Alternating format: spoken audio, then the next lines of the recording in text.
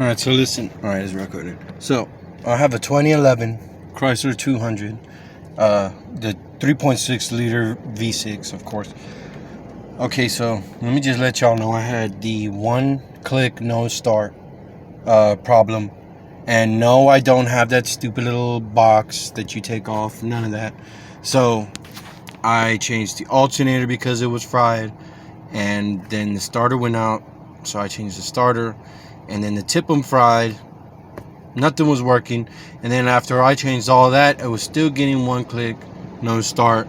So whenever I went to go check the battery was saying low voltage. It wasn't getting charged. So I ended up talking to a mechanic. He told me to run a wire. He said I could get anywhere, but I went ahead and bought this kind of wire. I'm going to show you what it is now, but I bought this one at Advanced Auto Parts, but it's a die-hard. It's the die-hard 4-gauge 49-inch. Alright? And this is what you're going to do with it.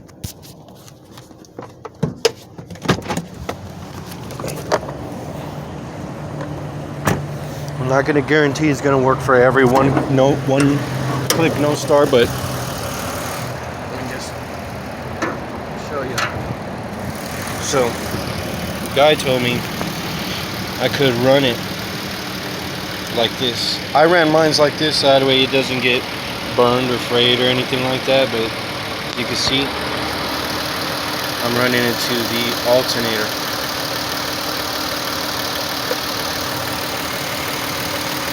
And battery light came off as soon as I did that. As soon as I did this, instead of sitting there waiting like 20-30 minutes for the battery to charge, it cranked right up. Battery light turned off. I'm assuming it's charging now. So I wouldn't suggest to keep your car like this forever. You know, this is a quick fix, and then you could end up getting the terminal with the whole, whatchamacallit. I found it on eBay, and a guy has the whole set, and for both of them, the negative and the positive, both set, 44 bucks. You could do something else, or you go somewhere else. I found another spot where it's brand spanking new. It's like $160, but they mail it to you, so it might come out to like $170. So give it a try if you are out of luck and getting that one click, one start. And you've also did a new alternator. Don't always check your tip-em first unless your ODM's not reading.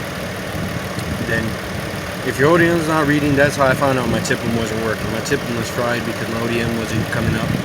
So again, 4-gauge, and it from there to the alternator. Hope that works.